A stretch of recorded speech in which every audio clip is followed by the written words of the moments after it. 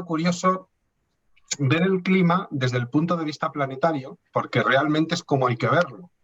Muchas veces tendemos a ver el clima como la meteorología. Es decir, la meteorología es el clima, pero centrado en mi zona. Es decir, en mi ciudad, en mi país o donde yo resido. Hola, Santiago.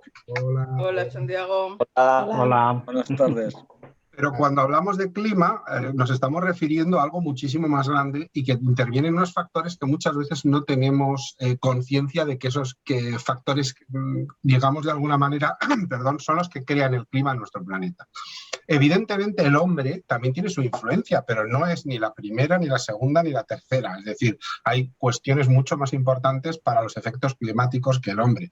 Lo que ocurre es que nosotros, de alguna manera, como veréis más adelante, estamos acelerando determinados procesos que serían mucho más lentos o contaminando o etcétera, etcétera. Luego veremos un poco qué procesos son esos. Entonces hoy vamos a hablar un poco, no estaba programado como tal, pero para que lo veáis, es el clima de la Tierra, pero me ha parecido como curioso contarlo desde una serie de anécdotas históricas. Es decir, he cogido una serie de eventos, de sucesos, ¿no? Y los vamos a contar. Estos sucesos mezclan un poco hoy la historia con la astronomía y con la ciencia, porque vamos a hacer como un mix de todo. Pero yo creo que al final también nos va a servir para que entendamos muchos conceptos que se dicen en televisión o se dicen en muchas veces cuando hablan de ciclones y anticiclones. Pero ¿qué es un ciclón y qué es un anticiclón? ¿De acuerdo? ¿O qué es una dana? Eso que ahora está tan de moda, las danas, ¿no? Antes nos decían gota fría, era como, gota fría, va a llover mucho en Valencia. Era como una manera automática de pensarlo, ¿no? O también suponer que determinados fenómenos climáticos creemos que no pasan en España, ¿no? Yo qué sé, por ejemplo, un huracán o un tornado. No, aquí en España no hay tornados. Bueno, pues a lo mejor os sorprenderá saber que sí que hay tornados. Entonces, vamos a ver, pues eso, he elegido históricamente una serie de anécdotas que nos van a servir para entender mejor esos fenómenos climáticos. Intentar que fuera un poco más ameno en ese sentido que simplemente, pues eso, hablar únicamente del clima. Voy a compartir una presentación y, como siempre, ya sabéis que lo que queráis interrumpir, interrumpimos. Aquí no nos guardamos las preguntas, sino que es todo diálogo, ya lo sabéis, ¿no? No hace falta que lo repitamos. Bueno, básicamente, para que entendamos qué es lo que provoca el clima en nuestro planeta, son cinco elementos, 5 factores, ¿de acuerdo? Uno es la latitud, uno de los más importantes, probablemente el más importante en el clima de un lugar, meteorología que se produce en un lugar por factores climáticos, es la latitud, es decir, es la distancia al Ecuador.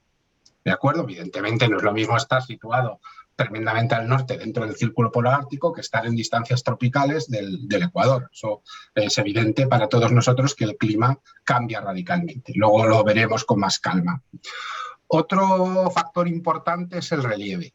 ¿De acuerdo? Es muy importante el relieve, la altitud de la zona, la orientación que tiene respecto al sol, ¿de acuerdo? Otro factor importantísimo es la distancia al mar. Ya sabéis, y esto es una cosa que todos sabemos, el mar condiciona muchísimo el clima y la meteorología de un lugar. Normalmente suaviza las temperaturas, son menos extremas, ¿de acuerdo? El cuarto punto serían las corrientes oceánicas, y aquí nos pararemos bastante, porque vamos a descubrir que lo que nosotros pensábamos que era únicamente, pues por ejemplo, la corriente del Golfo, vamos a ver cómo en realidad hay muchísimas más corrientes y que todas las corrientes están relacionadas, formando una corriente única que se llama circulación termoalina. Y esto es muy curioso, porque es lo que provoca cambios climáticos muchas veces de manera muy, muy evidente. Y por último, el viento. ¿De acuerdo? El viento influye muchísimo, muchísimo en el clima del planeta.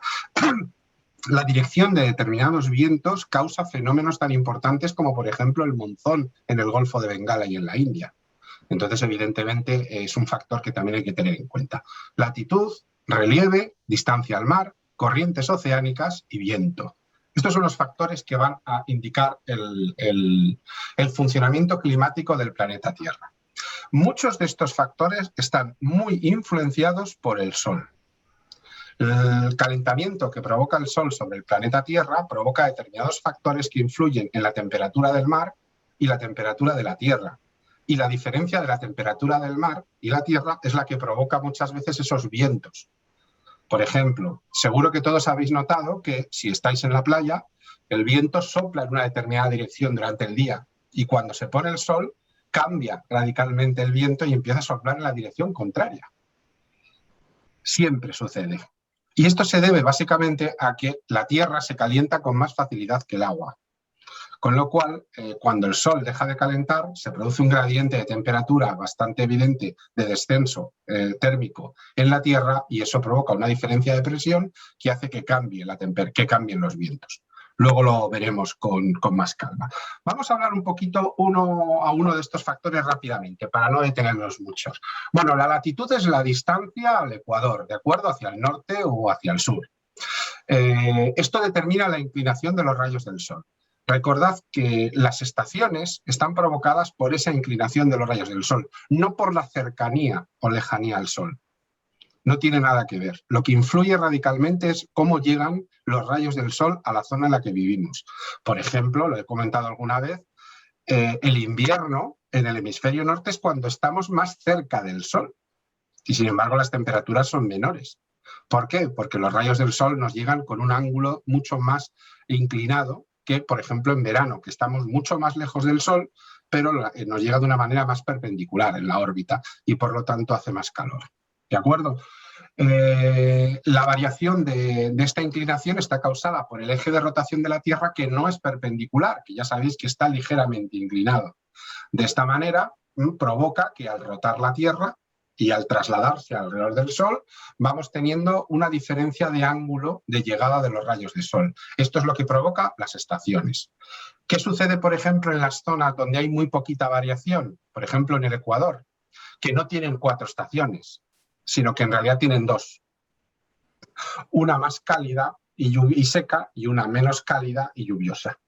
Esa es lo que sucede en zonas, por ejemplo, intertropicales. ¿De acuerdo?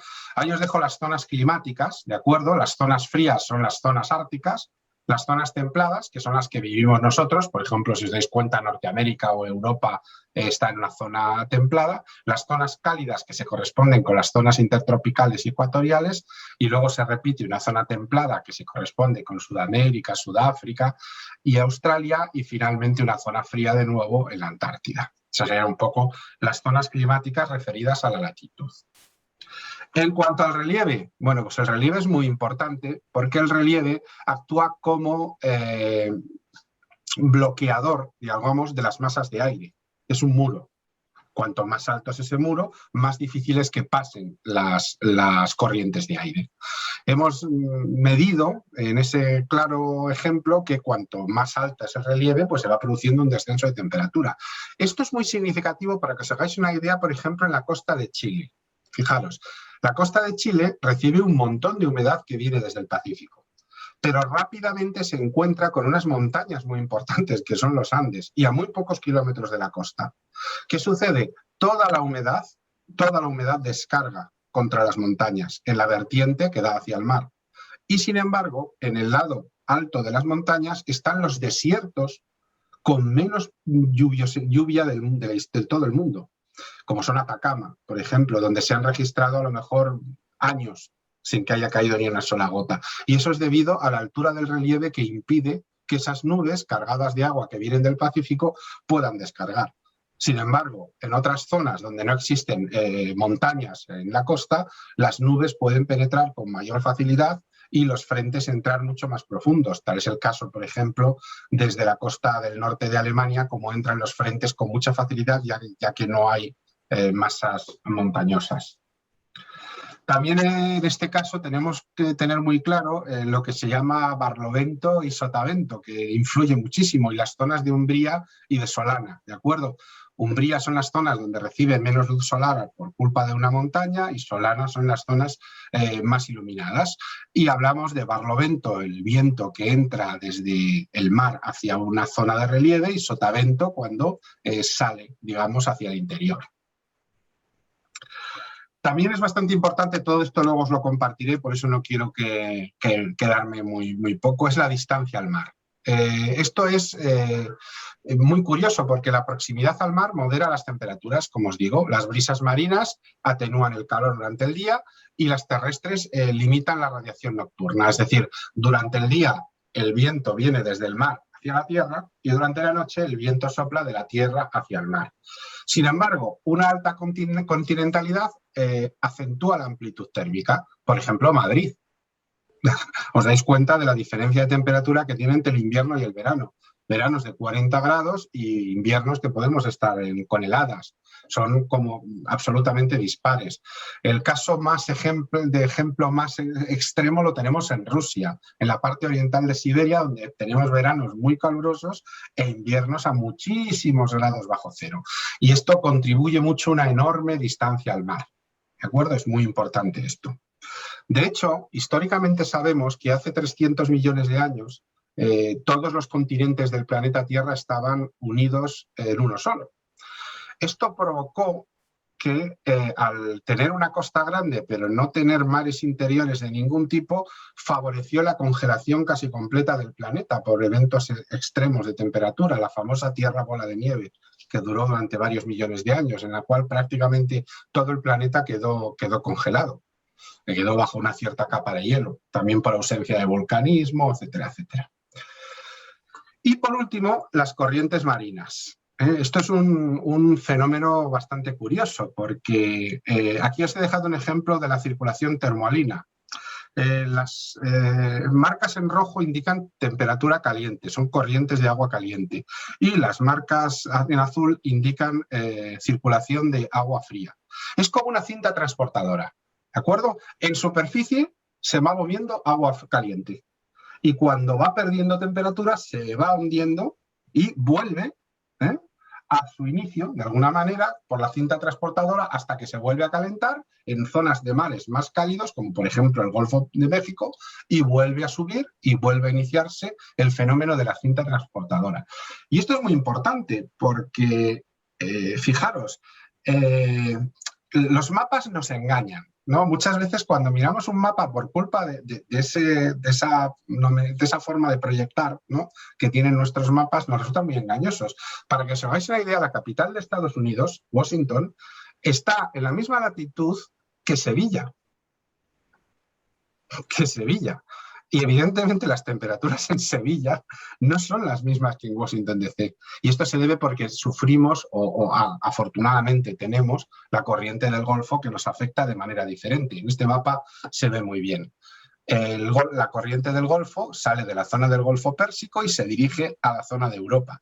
Fijaros, España, sobre todo, por ejemplo, España prácticamente está situada en la península del Labrador, parte de España. Sin embargo, esta zona es de muy bajas temperaturas debido a las corrientes que vienen del Ártico. Y sin embargo, toda esta zona se calienta gracias al Golfo Pérsico. No es exactamente igual. Pregunta Estrella que si el aire frío pesa más que el caliente. El agua fría tiene tendencia, es más densa que el agua caliente también, pero no es tan extremo como en el aire. En el aire, por tener las moléculas mucho más libres, es muchísimo más extremo. Es el mismo fenómeno. El agua caliente estaba en superficie. Eso es. El agua fría es más densa y pesa más. Y claro, se hunde. Es por eso. Pero no es tan extrema la diferencia como el aire caliente. Por ejemplo, en un globo se eleva enseguida. Aquí pierde temperatura muy lentamente. Esto se debe a que el aire se calienta o se enfría mucho más rápido que el agua, pero muchísimo más rápido que el agua. Como podéis ver, tenemos muchísimas corrientes importantes con características cálidas. La corriente del Golfo, la corriente de Alaska, la corriente noruega, que es una corriente subsidiaria de la del Golfo, que hace que la temperatura en verano de los países nórdicos sea bastante agradable. Si vais a Estocolmo o a Oslo en verano, os vais a sorprender de que las temperaturas son muy agradables. Vamos a encontrar corrientes también como la que baja por la costa de Brasil y luego realiza un giro completo por el Atlántico Sur, la corriente de Mozambique, la corriente de Kuroshio, que es una corriente muy rica al sur de Japón. Rica me refiero a que tiene muchos nutrientes y tiene grandes zonas para pescas. Bueno, pues un cambio en una de estas corrientes provoca enseguida un cambio climático muy importante. Imaginaros que la corriente del Golfo, por ejemplo, no es posible que deje de fluir, sino que se desvíe. Por ejemplo, uno de los problemas que estamos teniendo es que según se van descongelando los grandes glaciares de Groenlandia, tened en cuenta que Groenlandia es la isla más grande del mundo, es más grande que Australia, ¿no? Cuando se están descongelando todos estos glaciares, aumentan la cantidad de agua dulce que cae al mar y esto disminuye la salinidad del océano Atlántico. Esto afecta a las corrientes y lo que está provocando es que la corriente del Golfo, en vez de acercarse en la dirección más o menos del Golfo de Vizcaya, cada vez se desvía más al norte. ¿Qué va a suceder entonces a la larga si continúa así? Pues que veremos que países como el Reino Unido van a tener un clima mediterráneo. ¿Pero qué clima vamos a tener nosotros en España? Pues ¿qué es lo que tenemos por debajo? El Sáhara, ¿verdad? Pues ese es el destino que nos queda. Es decir, si esa corriente cambia, conforme van pasando los años, veremos que las condiciones climáticas del norte de lo que hoy en día es África, Marruecos y Argelia, se irán extendiendo por la península ibérica y también por parte de Italia, etcétera, etcétera. ¿De acuerdo? Es decir, que estas corrientes tienen una influencia importante en el clima. También tienen influencia en la pesca. Os puedo asegurar que si hay una razón por la que aquí en esta corriente de Perú tantísima pesca hay, es precisamente por la cantidad de nutrientes que arrastran. Bueno, pues básicamente esto es las condiciones básicas para el funcionamiento de nuestro clima. Y ahora la pregunta que lanzo es si existen otras influencias que pueden alterar el clima de nuestro planeta o región. Y voy a contar pues, una serie de eventos o de sucesos que muestran cómo agentes externos pueden influir enormemente en el clima. ¿De acuerdo? No sé si tenéis una pregunta hasta ahora. Yo quisiera hacer una pregunta. Más que nada es una duda que siempre he tenido. Sí. Más o menos Nueva York suele estar, digamos, a la altura, no sé, más o menos de Madrid o de España y demás. Entonces siempre he pensado que justamente por Nueva York pasaría la corriente del Golfo, con lo cual, las costas, con lo cual, digamos, debería tener un clima menos extremo del que aparentemente tiene. Y lo que no sé es si es por la corriente que baja, digamos, del Labrador, la que le hace... Yo esa corriente la desconocía. Porque a mí siempre que me la han pintado la corriente del Golfo, sube lamiendo, digamos, Norteamérica, y llega a gira a la derecha. Sí. Gira muy pronto. En las costas de Virginia no se aprecia la corriente del Golfo apenas ya. Ya se ha introducido en el Atlántico Medio, es decir, ha girado completamente hacia el este. Ajá, vale. Además gira haciendo un gran círculo por efecto de la aceleración de Coriolis, de la rotación de la Tierra. Es un efecto que se transmite y ya se ha alejado. Y luego, la corriente del Labrador es una corriente muy fría, muy, muy, muy fría, porque además es una corriente que, por ejemplo, arrastra los famosos icebergs. Es el caso famoso del Titanic, ¿no? Fue un iceberg dentro de la corriente del Labrador. Es una corriente tan fría que afecta mucho a ese clima. De hecho, cuando chocan las dos, a veces, en determinados puntos, se producen unas tormentas muy violentas que los americanos llaman los nordestes. Son prácticamente huracanes, no llegan a la fuerza de huracanes, pero se producen muy al norte, en las costas de Massachusetts, en Isla Diablo.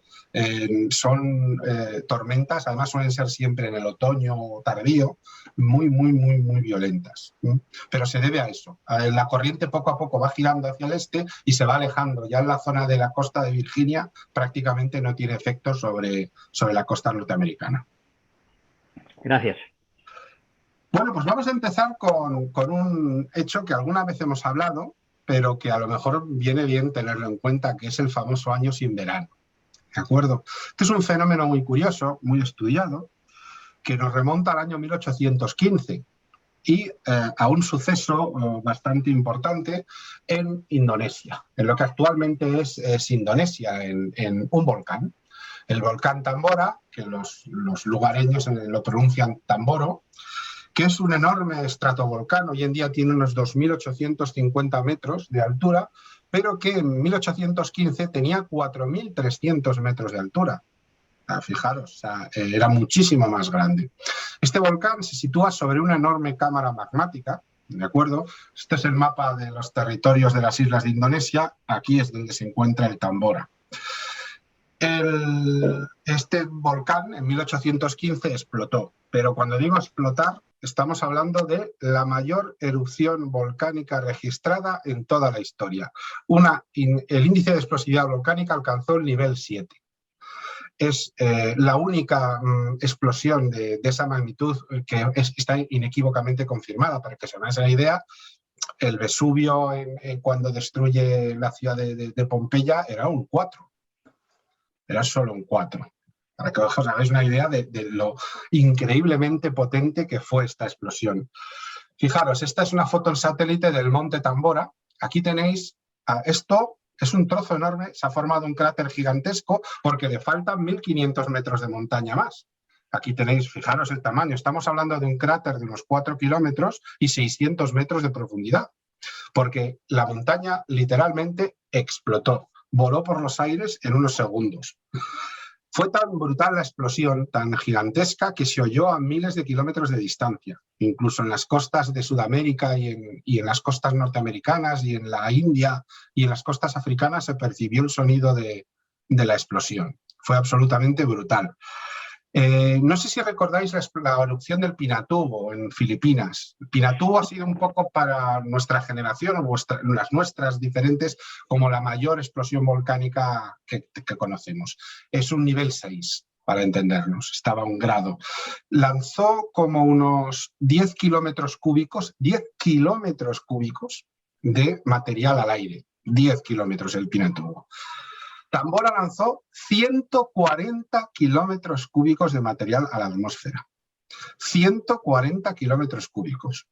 Lo suficiente para que os hagáis una idea. A mí me gusta mucho hacer estas comparaciones porque nos hace entender la idea. Para cubrir la provincia de Madrid entera con una capa de cenizas de 1000 metros de altura.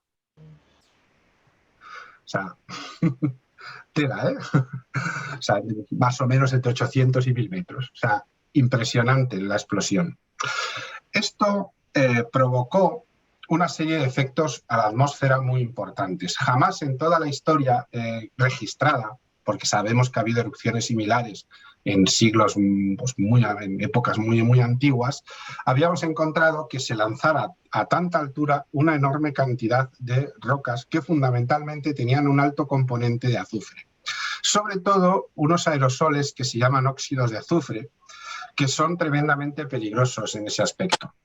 O sea, que provocan, de alguna manera, una retención de la radiación interna y un efecto espejo respecto a la radiación que viene del Sol. Esto provocó un descenso medio de las temperaturas entre 3 y 5 grados en todo el planeta. Muchas veces decimos, bueno, 3, 5 grados, tampoco es que eso fuera el... Pero claro, eso es la media. Eso es la media. Pongamos, por ejemplo, en Madrid, que el descenso estuvo en unos 4 grados de media. Eso indica que a lo mejor hubo momentos en Madrid en que la temperatura en agosto, que habitualmente sabemos, o julio, que está en 30 y tantos grados, pudo tener descensos a 20 grados, la temperatura máxima. Luego las mínimas pudieron acercarse a puntos de invierno. De hecho, nevó en el sistema central. Está registrado que en julio de 1816, porque fue al año siguiente, se produjo algo de nieve. O sea, fue un fenómeno como absolutamente nunca habíamos visto. Incluso tenemos una forma muy buena de medir las concentraciones de azufre, que es en el hielo de la Antártida o del Ártico, ¿no? Se hacen unas perforaciones en las que se sacan unas columnas de hielo. Como en las burbujas de aire queda atrapado la cantidad de CO2 que había en la atmósfera, detectamos, fijaros estos picos, uno en 1810 y otro en 1815, coincidiendo con la erupción en 1810 del volcán Laki, volcán en Islandia, y uno muy intenso con la erupción en 1815 del volcán Tambora. ¿Qué provocó esto? Pues fijaros, vamos por ejemplo a pensar en Europa. 1815, acaban de terminar las guerras napoleónicas y Europa está como está. De repente se pierden cosechas enteras, pero cosechas enteras en Centro Europa es catastrófico.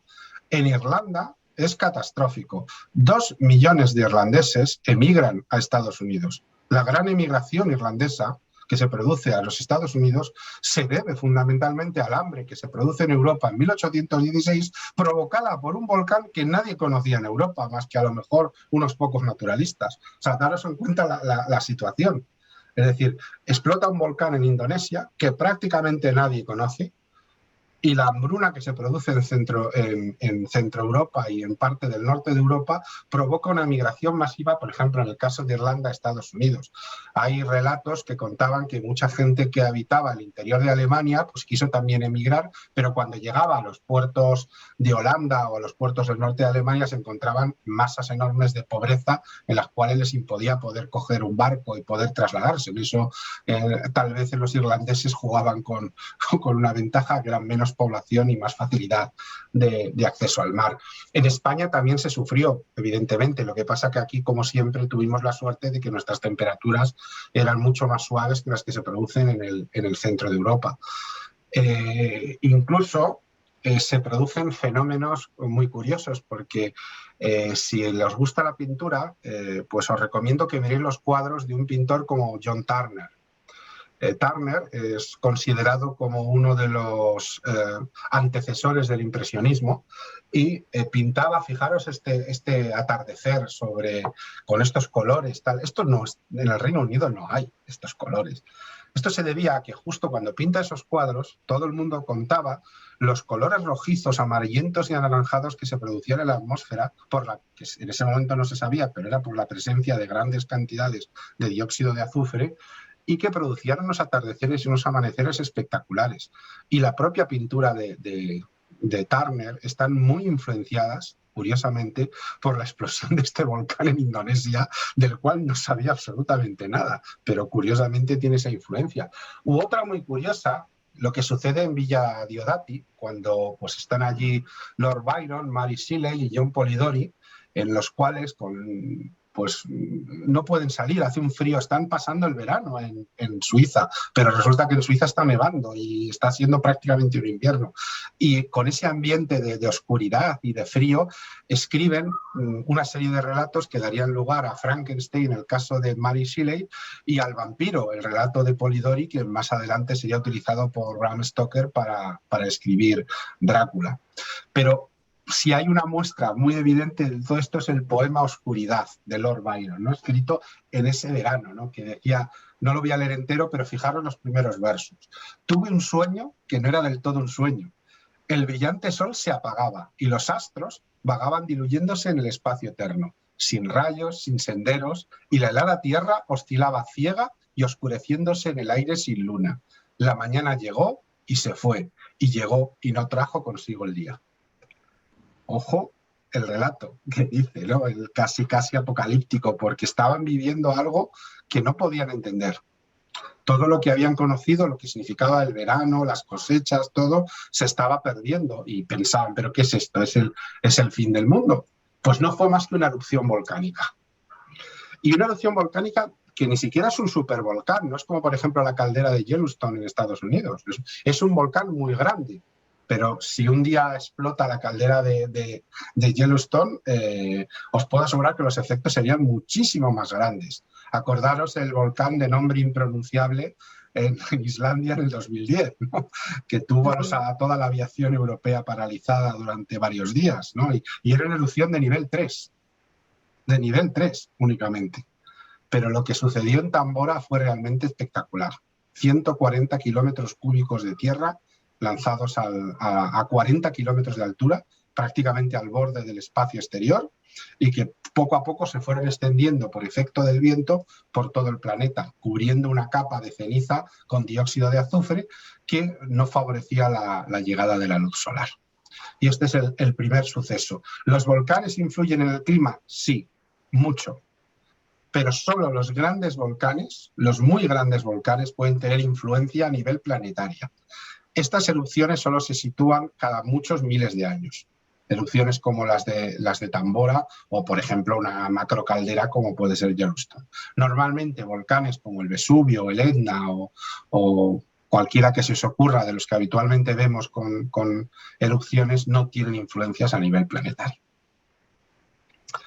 Fíjate, perdona que haga una pequeña digresión, es que me ha llamado muchísimo la atención porque te iba a preguntar si tú tenías conocimiento de, como has dicho, que en el 1815, que se llegó a notar en España, y quería saber, te iba a preguntar si tú habías tenido conocimiento de si en la prensa, digamos, o de aquella época, digamos, se había planteado en la prensa, digamos, algo relacionado con esto. Lógicamente, si esto está en el otro extremo del mundo, digamos, la gente no sabe, digamos, qué es lo que está pasando. Entonces, al final dan una explicación, digamos, que la religión entraría por medio, bueno, pues una serie de circunstancias. Pero es que al hilo de esto, me resulta curioso el que yo soy seguidor de Radio Clásica y me resulta curioso que oí un programa, yo nunca había oído hablar de la hambruna de la patata en Irlanda. Entonces allí comentaron que efectivamente sí que lo situaron, digamos, como 20 años o 30 años más tarde, o por lo menos yo pensé que sí, efectivamente, y la influencia que tuvo esto en Irlanda. Pero, digamos, la influencia de que efectivamente tuvo que emigrar más del 50% de la población, pero las consecuencias que tuvo, se metió por medio, digamos, la religión católica y prohibieron, digamos, la música, no se podían hacer bailes. Era como un castigo que habían recibido por parte por sus pecados y demás. La Iglesia se apoderó, digamos, de lo que era la sociedad y durante 50 o 60 o 70 años, digamos, marcó rígidamente, digamos, lo que era la sociedad. Prohibieron la música, prohibieron, como decía, los bailes y demás. Y gracias a esa emigración se ha podido recuperar, digamos, la música que había en Irlanda a comienzos del siglo XIX. En Estados Unidos. Y además, efectivamente, a través de Estados Unidos se recuperó, digamos, todo esto. O sea, que realmente, yo no sé en España, digamos, la conmoción, digamos, que esto pudo ocasionar. He podido comprobar que sí que se citaba en la prensa, pero no se citaba como un hecho. Es decir, no había una explicación, no sabían darle una explicación. Daban los curiosos datos de las temperaturas tan anormalmente bajas en Madrid, en Barcelona, en algunas ciudades, pero no hay una explicación muy concreta. Se dedicaban simplemente a, es un hecho. Sucede esto, pero no se sabe por qué. No se sabía por qué. Vamos con la segunda. La segunda es una historia muy curiosa, que es la historia de la niebla asesina. Dime, perdona, Estrella. Sí, similitudes, las más importantes similitudes entre un volcán de estas magnitudes con un meteorito de las magnitudes también grandes, como pudo ser el de Yucatán.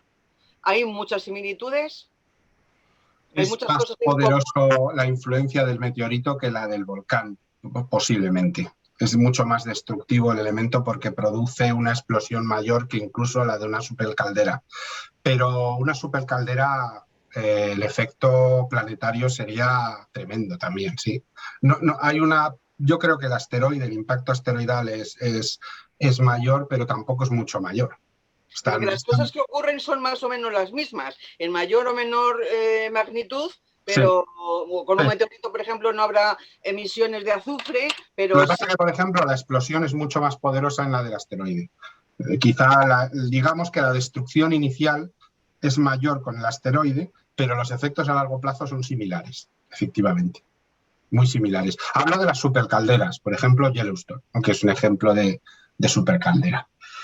Bueno, cuando alguien nombra la ciudad de Londres, siempre piensa esto. ¿A que sí? Niebla y lluvia. Cuando alguien piensa, he estado en Londres, ¿no? ¿Qué tal? Llovió mucho, había niebla, tal. Yo primero voy a intentar desmentir algunas de estas historias. Dice, ¿hay tanta lluvia y tanta niebla en Londres? O sea, voy a intentar contestar a esta pregunta.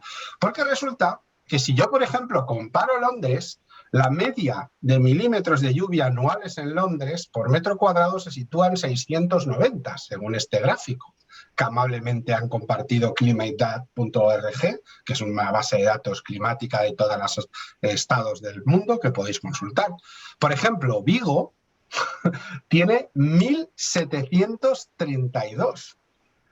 Vamos, como 3 veces Londres el nivel de agua. O sea, pero es que lo más curioso de todo es que Sevilla tiene 626, poquito menos que Londres.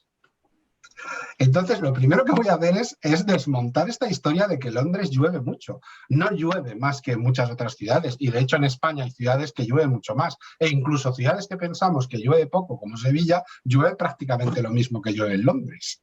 Con lo cual, voy a empezar desmontando un poco esa idea. Y los días de niebla que hay en Londres no son mayores que muchos de otras ciudades. Por ejemplo, Valladolid o León tienen muchísimas más jornadas de niebla que Londres, de media al año. También lo pude consultar aquí. ¿Qué sucede? Que la imagen que tenemos de Londres está provocada por una literatura muy decimonónica y de principios del siglo XX, que nos ha construido una imagen mental de la ciudad de Londres, pero que en realidad esa historia ya no circula, porque la niebla famosa de Londres se debía a otro efecto que conocemos muy bien en Madrid, que es lo que llamamos la inversión térmica. Eso que está tan de moda que siempre nos sacan la foto de Madrid con una boina de contaminación justo por encima. Vamos a intentar explicar lo que es esto y luego volvemos a esta diapositiva. Aquí tenemos ejemplos, ¿no? Esto es una inversión térmica. Fijaros, el humo sube, pero cuando alcanza a cierta altura es como si hubiera aquí un techo que le impide subir más y empieza a extenderse. Esto es Madrid, ¿veis? Se ha extendido, no sube, la contaminación se queda. Bueno, una inversión térmica es una cosa como muy curiosa. Digamos que el aire más cercano al suelo se vuelve más frío que el aire más alto. Entonces, ¿qué sucede? Provoca por efecto de presión, impide por efecto de presión que toda la contaminación y todo lo demás suba y se queda formando esa boina que vemos a veces sobre Madrid. Esto solo sucede cuando hace mucho frío y hay buen tiempo, porque si hay viento o hay lluvia, se va todo eso, se lo arrastra. Pero si no hay viento, porque tenemos un anticiclón de invierno, pero hace mucho frío, ya sabéis que cuando está despejado el frío es mucho más intenso, además sucede otra cosa, que empezamos a quemar mucho más combustible, porque como hace mucho frío, más contaminación por el tema de las calefacciones y todo lo demás. Con lo cual se produce un efecto de aire caliente por encima, que empieza a subir y se queda por encima de la zona de aire frío. Esto es lo que se llama inversión térmica, se ha invertido. Cuando lo lógico es que el aire más bajo esté más caliente que el aire más alto, se produce una inversión. El aire más bajo está frío y el aire está más caliente por encima. ¿De acuerdo? Este fenómeno, insisto, solo sucede en invierno. ¿Qué sucede en 1952, en diciembre? Pues que hay un frío tremendo sobre Londres. Y la gente, como hace mucho frío, fundamentalmente, ¿qué usaba para calentarse? Carbón. En esa época, también en Madrid, aunque nos parezca sorprendente, pero seguro que vosotros conocíais las antracitas de Favero y el carbón asturiano que abastecía a muchos portales en Madrid. Y además había otro problema. Inglaterra, como estaba en economía de posguerra, exportaba el carbón de más calidad al extranjero y se quedaba con el de menos calidad, que tiene mucha más cantidad de azufre. Esto empieza a provocar que se produzca una niebla de color amarillento sobre Londres. Pero una niebla intensísima que apenas dejaba ver, una niebla que se colaba dentro de las casas. Se tuvieron que suspender conciertos, espectáculos, cines, porque esa niebla amarillenta no solo se percibía, olía. Había gente que decía que sabía, que lo notabas, que te bañabas, narraba una chica, decía que dejaba un rastro en la bañera de suciedad, marcado porque tu propio cuerpo estaba empapado en ciertas cantidades de nitrógeno y azufre que expulsaban todas esas chimeneas. Fijaros en esta foto, está tomada esos 4 días de diciembre de 1952, es de día, pero prácticamente no se veía. También os explico aquí que las depresiones aisladas en niveles altos, las famosas danas o gotas frías, también se producen con un efecto de alguna manera de inversión térmica, pero es un fenómeno distinto. Y olería fatal, ¿no? Fatal. pero fatal. Era un olor nauseabundo. Pero a Londres esto le había pasado ya varias veces. Incluso si históricamente ya en épocas de Isabel I, en el siglo de Isabel I, en el siglo XVI, detestaba Londres porque decía que olía y sabía mal. Olía y sabía mal. En esa época encima en Londres ya no era carbón. Lo que se usaba mucho era... Perdonad que se me ha olvidado el nombre. Es una especie de barro que se utiliza... bueno, cuando me acuerdo lo olvidaré. Es una especie de barro bituminoso que se utiliza para quemar como combustible, que también se puede utilizar. Estas fotos están tomadas ese día. Lo de las mascarillas, como podéis ver, no es solo del año 2020 o 2021. Estamos hablando, o este intento de jugar un partido de fútbol aquel fin de semana, o los policías que se tenían que situar por delante de los autobuses para guiarles y que no atropellaran absolutamente a nadie. Prácticamente duró 4 o 5 días, hasta que llegó un frente de vientos y de lluvia que arrastró la inversión térmica y se pudo despejar el ambiente. ¿Pero qué sucedió después? De repente se empezó a dar cuenta la gente que se estaban muriendo miles de personas. Miles. Los hospitales estaban absolutamente llenos. La mayoría muriendo por infecciones del tracto respiratorio, hipoxia, obstrucción mecánica de las vías pulmonares. Se calcula en el último estudio hecho que murieron 12.000 personas. 12.000 personas solo por una niebla que duró 4 días. Esta fue la gran niebla de 1952, The Great Fog o The Great Smoke, que está muy bien explicada en un libro que se llama Death in the Air, Muerte en el aire, donde describe un poco todo este proceso. Y si habéis visto la serie The Crown, la serie de Netflix, el capítulo 4 de la primera temporada está dedicado íntegramente a esa historia, ¿no? Como al principio no son conscientes hasta que los hospitales empiezan a decir es que nos están llegando miles de personas. ¿Y los animales? Pues muchos, pues sobre todo quienes más afectados fueron los gatos, los felinos, sorprendentemente. Fueron los que más murieron. Fíjate, que haces esa pregunta porque lo miré y lo ponía. Murieron miles de gatos en Londres. Por lo visto los gatos son muy fáciles de que se tengan problemas pulmonares, más que los perros, y murieron miles y miles y miles de gatos.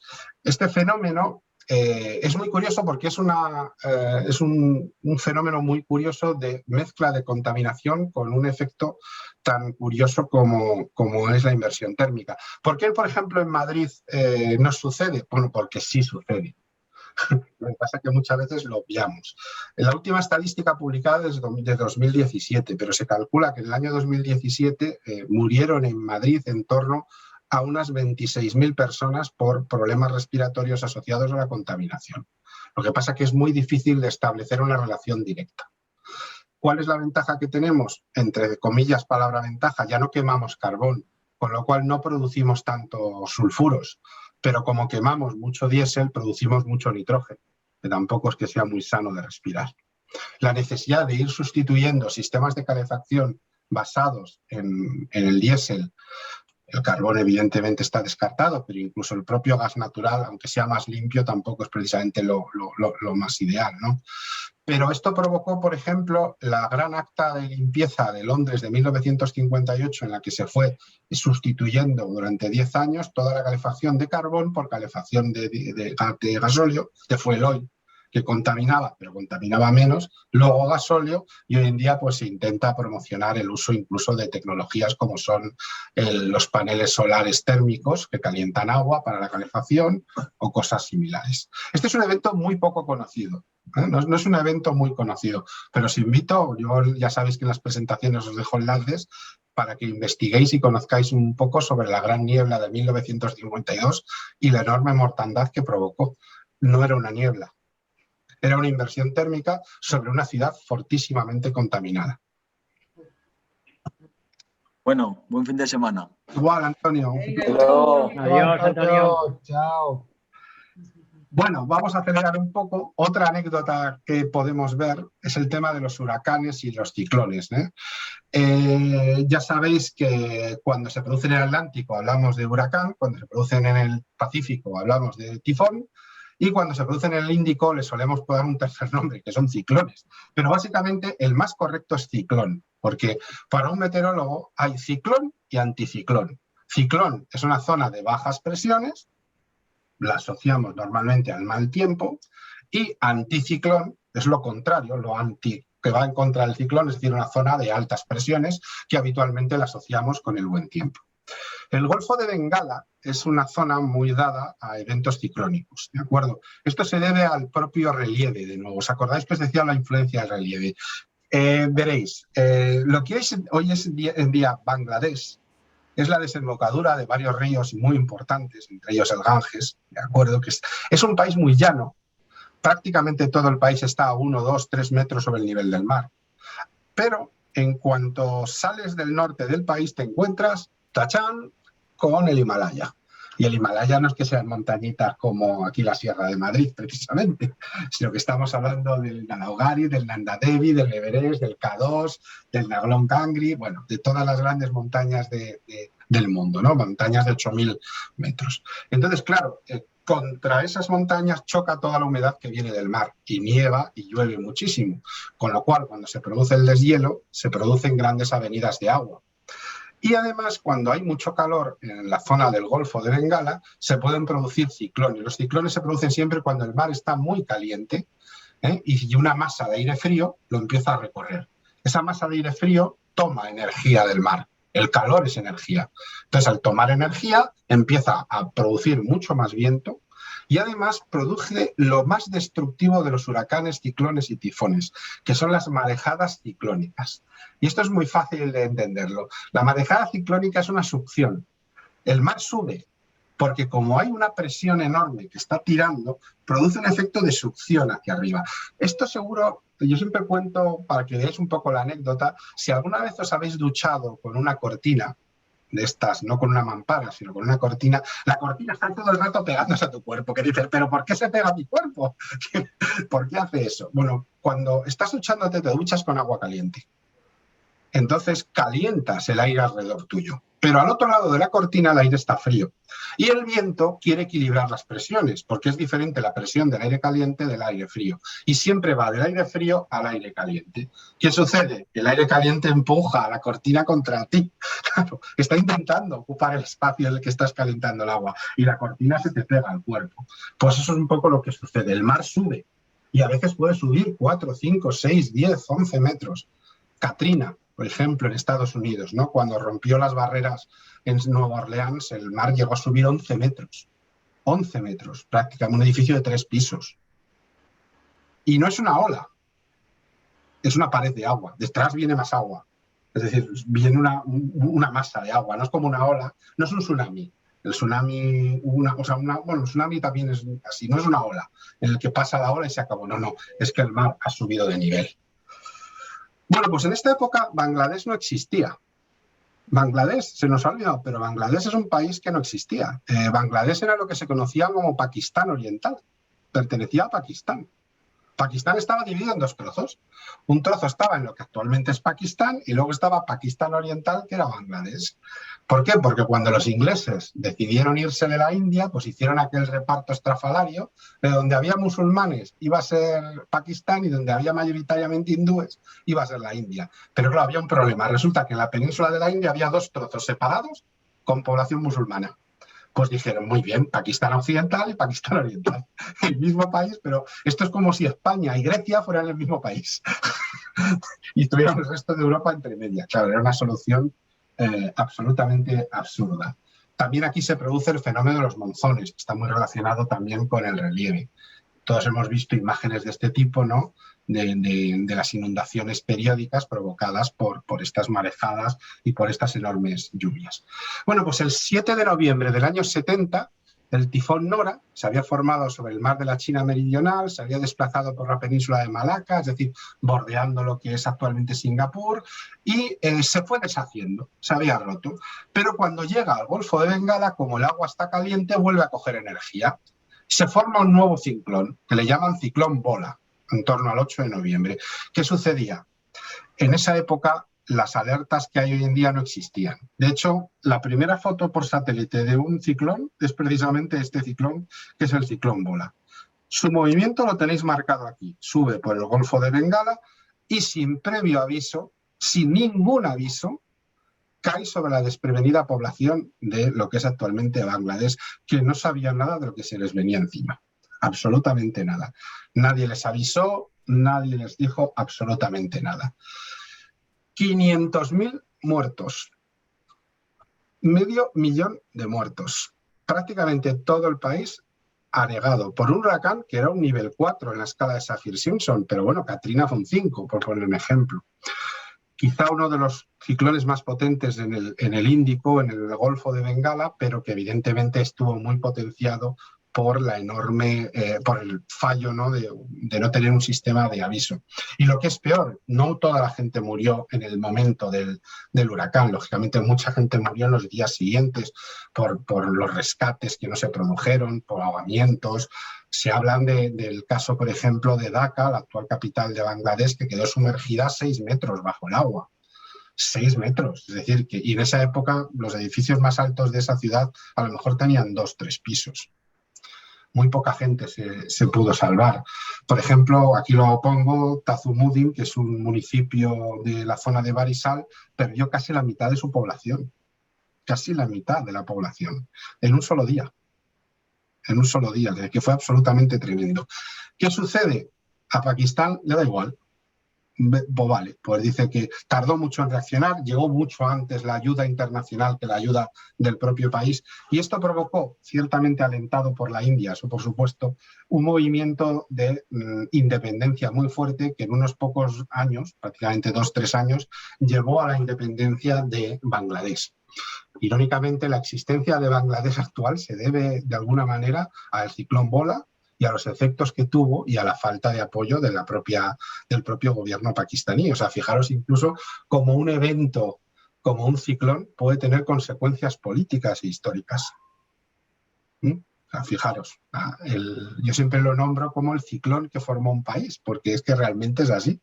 Es decir, sin el ciclón Bola existiría hoy Bangladesh.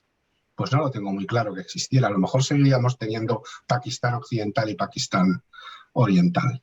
Insisto que la India también rápidamente jugó un papel muy importante para meterse contra su enemigo natural, que ha sido siempre Pakistán. Y bueno, vamos con el último evento, ya para acabar, que es el tema de un tornado muy cercano. Bueno, los tornados son columnas de aire que giran. ¿De acuerdo? Se forman normalmente por una tormenta. Es una tormenta, pero que la tormenta se va comprimiendo por un efecto de rotación. Bueno, todos hemos visto alguna vez imágenes de tornados en el cine o en la televisión. Básicamente aquí lo tenéis, la estructura que tiene. Vamos a tener una corriente ascendente de aire caliente muy potente que puede conseguir hasta velocidades de 400 kilómetros por hora. Es decir, que puede prácticamente arrancar un edificio de cuajo, para que nos hagamos una idea. Y luego una corriente descendente de aire frío que desciende a mucha menos velocidad, con lo cual objetos que se traga el nudo central del que es embudo los va a expulsar más lejos y va perdiendo velocidad de alguna manera. ¿De acuerdo? Es decir, que es un fenómeno muy curioso porque tenemos uno anticiclónico y uno ciclónico. ¿De acuerdo? El anticiclónico es el descendiente y el ciclónico es el ascendente. Para que esto se produzca, es necesario que se produzca una tormenta muy intensa en un lugar muy caluroso. Son tormentas pequeñas en kilómetros y tiene que hacer mucho calor. Normalmente estamos hablando de veranos o otoños tempranos.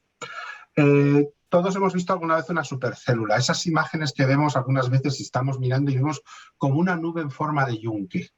¿De acuerdo? Que forma un yunque así grande. Eso es una supercélula. Pero si no hay suficiente temperatura, si el suelo, la zona cercana al suelo no está lo suficientemente caliente, nunca se va a poder formar lo que llamamos el RCD, que es el tubo que empieza a absorber cosas. ¿De acuerdo?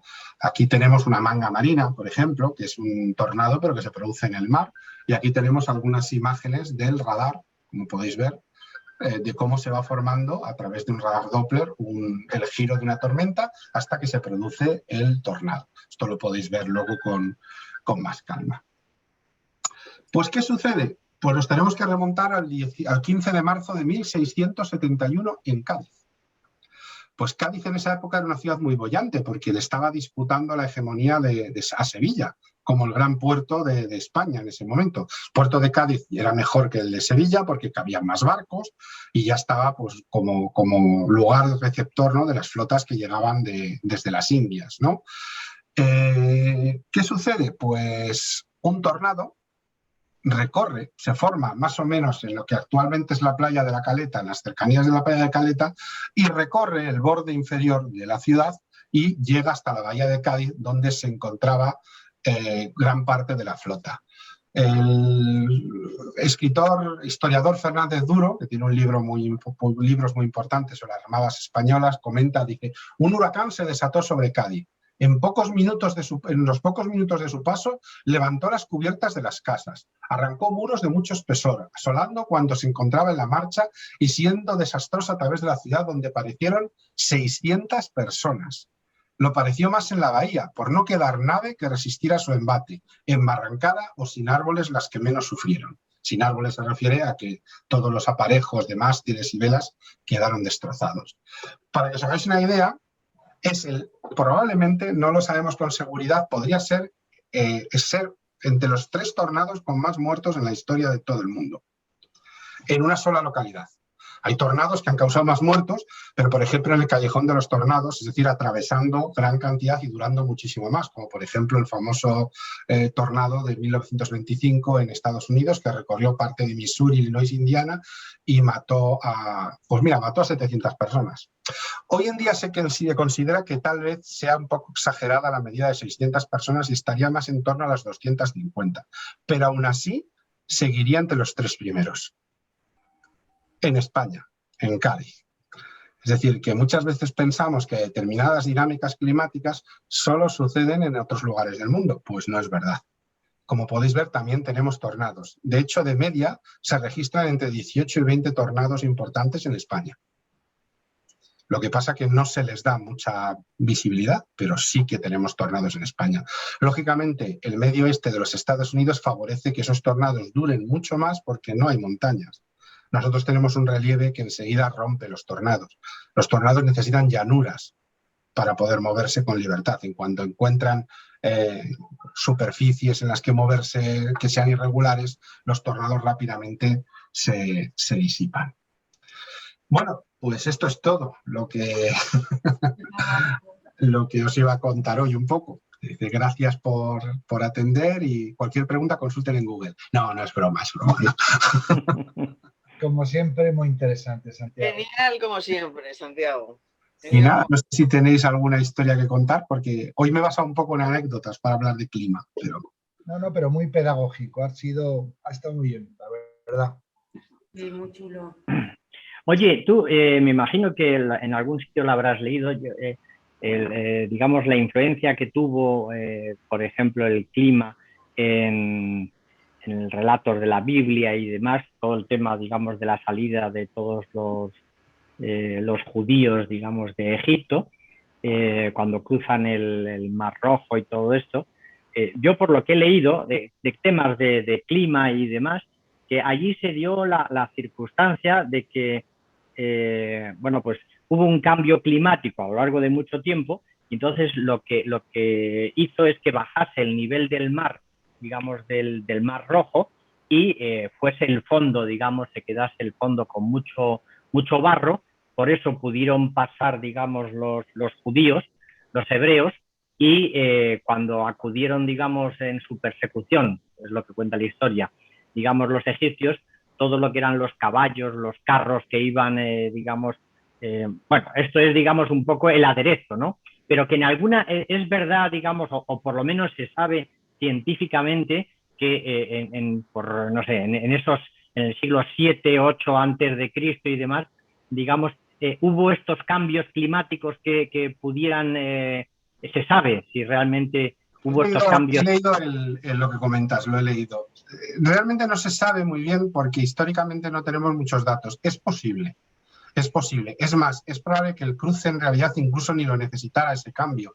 Es decir, tal vez cruzaron por lo que prácticamente es muy al norte hoy en día, sí. Que hoy lo vemos muy con el tema del canal de Suez, pero esas zonas eran marismas, con lo cual pudo haber sucedido. Pero realmente no tenemos. También es verdad y esto es un poco curioso, pero tampoco tenemos muy claro que los judíos estuvieran allí, cuidado. Ya. Sí. ¿Sabéis cuál es mi opinión, no? Podéis imaginar cuál es mi opinión, ¿verdad, Santi? ¿Cuál es tu? Aquello fue una nave extraterrestre como la copa un pino. Estaba ayudando los cogió a todos.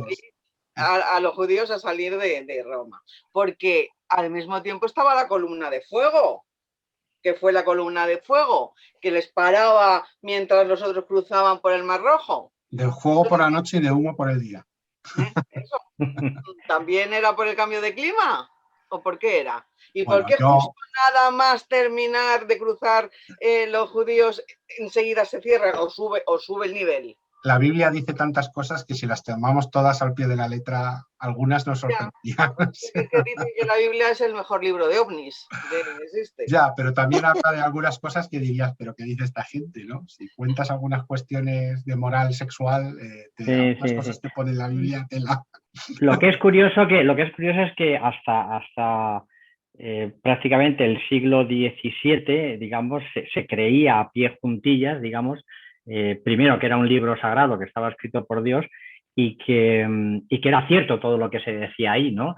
Pero lo curioso es que se mantuvo durante esos 12, 15 siglos, digamos, después de Cristo y demás, que se mantuvo y controló férreamente a la sociedad. Y tuvo que ser un judío, digamos, Spinoza, el que al final dijo, señores, esto es una tontería y es una patraña. No es así, lógicamente. Pero ¿sabes lo que pasa también? Que lo peor que tenía era que tenía coherencias históricas. Por ejemplo, fíjate qué curioso. Por el movimiento de placas tectónicas, pues en zonas de montaña podemos encontrar restos de marinos, ¿no? Porque como eran plegamientos, normalmente era el fondo del mar. Si vais a los Pirineos y excaváis un poco, vais a encontrar conchas marinas, porque era un fondo de mar antes de que se produjera el plegamiento que provocó las montañas. Esto era una explicación muy buena porque decía, fijaros, el diluvio. Efectivamente, Estuvo cubierto de agua y tiene restos. O sea, encima tenía una cierta, no coherencia, pero que eran capaces de encontrar, y voz, científicos, ¿no? Que jugaron. Mira, el propio Newton dedicó parte de su vida a intentar dar coherencia científica. Efectivamente. Sí. Fíjate que era un científico como era, pero también creía en la magia. Ahí yo creo que ahí lo que hicieron a partir de Galileo fue que intentaron romper, digamos, la creencia unánime y lo que condicionaba a toda la sociedad, y es que era la religión. Entonces, cuando empezaron a darse cuenta algunos de que realmente se podía separar un tema del otro, pues ahí fue cuando surgió, digamos, todo el cambio. Pero lógicamente estaban inmersos, Galileo estaba inmerso, digamos, en la religión. El método científico avanza muy lentamente. Muy lentamente. Es curioso cómo prácticamente es a partir de Galileo y a partir de Spinoza el que, digamos, sientan un poco las bases de lo que sería luego después la Ilustración y todos los cambios, que parece ser que la Ilustración, que la Revolución Francesa fue un hecho, digamos, muy concreto de 3 años, y resulta que viene 200 años atrás, digamos, de historia, de evolución y demás. Y vamos, que es muy curioso, ¿no? Cómo ha ocurrido esto, ¿no? Bueno, pero yo lo que hoy sobre todo quería es también, pues un poco jugando con la ciencia, es desmitificar ciertos elementos que pensamos sobre el clima. Es decir, muchas veces tenemos unas ideas preconcebidas y que no son siempre verdaderas y que además es cierto que el hombre, al final no he hablado de este tema, influye en el clima y estamos influyendo mucho en el clima, pero no somos los únicos que nos influyen. O sea, hay muchos más aspectos que pueden influir de una manera. Santiago, una pregunta. Sí. ¿Es posible que debido a las corrientes, como nosotros vamos a ir a tener más desierto, los países que ahora tienen desierto, el Sáhara o cualquier de estos, empiece a llover más ahí? Es complicado. De hecho, ese fenómeno sucedió en el Sáhara. El Sáhara fue una zona con muy buena habitabilidad y que tenía lagos y ríos y verde. Y precisamente por el efecto de la aparición de la corriente del Golfo lo perdió. Es decir, es complicado. El Sáhara es un elemento muy complicado de cambiar. Ya los desiertos, en el momento que alcanzan el estatus de desierto, las influencias es muy complicadas, incluso por latitud, por situación. Lo normal es que siga siendo un desierto. Hubo proyectos, siglos y tiempos de regarlo y demás, pero nunca se concretaron en nada. Incluso los nazis, si miráis por ahí en internet, podéis buscar el proyecto que tenían por hacer con el Mediterráneo y demás, que es muy curioso.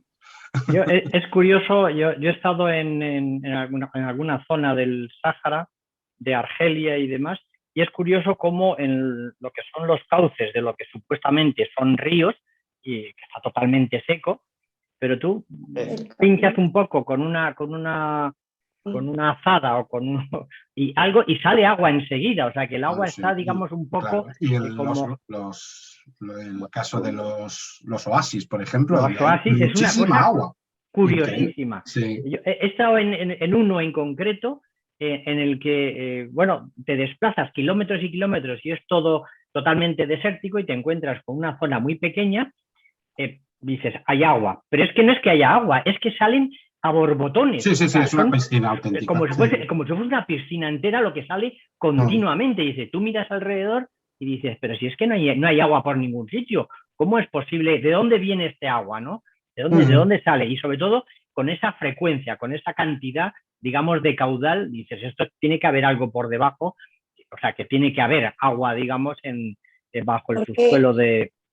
En el desierto de Wadi Rum, en Jordania, lo que nos comentaban era que había muchísima agua por debajo y que estaban intentando sembrar y extraer el agua y poder empezar a sembrar cosas. Entonces decían que era el sitio donde más agua había en el desierto. En Jordania. Sí, por debajo en el Wadi Rum. Ajá. Yo estuve hace muchísimos años en Israel. Y la verdad es que allí es donde dicen que hay muy poquita cantidad de pluviosidad, es muy pequeña y demás, pero los hebreos o los judíos han hecho un verdadero vergel de todo el terreno aquel, porque claro, en el momento parece que caía un poquito de agua, pues aquello florecía y entonces han desplazado agua mediante conductos, pero conductos que caben camiones enteros y han desplazado agua por todo el país para convertirlo en lo que es, que ahora mismo pues debe ser un vergel aquello del agua que... Ya se ha quedado el Jordán, claro. Se han quedado con todo el agua. Os voy a compartir unas fotos mías en el desierto, en el Sáhara, precisamente. Corríais un poco, era más joven, ¿eh? El Jalakov. Paso a paso, guardamar. Bueno, eso es de la que llevaba. ¿En dónde es eso? ¿En dónde es? Esto es en Libia. A ver si puedo ¿En Libia? avanzar. En Libia, sí. Así puedo avanzar. No sé por qué no me deja avanzar. Pero si en aquella época no dejaban entrar a los extranjeros. Esto hace muchos años ya. 2004 es esto. Esto es un oasis. Fijaros el agua saliendo de unos agujeros en el desierto, pero agua... Sí, es... ¿Qué decías? No era un espejismo, ¿no? ¿Eh? No era un espejismo. No, para nada. Y mira qué piscina, que te podías bañar, ¿eh? Pero fíjate, aquí, digamos, tienes la sensación de que tienes montañas alrededor. Y dices, bueno, pues parece que el agua que cae pues se va acumulando y demás. Mi experiencia con esto del oasis, que todavía la tengo en la cabeza, es totalmente una planicie enorme. Sí, un poco en el estilo... Efectivamente, un trozo, digamos, de terreno muy pequeño, lleno de palmeras y un tubo de agua que salía allí enorme, un caudal enorme de agua. Bueno, os voy a tener que dejar. Sí, son ya las 7. Yo tengo que seguir trabajando. No me importa alargarme, pero hoy es el cumpleaños de mi hija. Estamos muchas felicidades. A disfrutarlo, tocayo. Cantarle el cumpleaños feliz. Ahí está. Bueno, un placer haber estado igualmente un rato con vosotros. Adiós. Venga, un saludo. Santiago. Chao.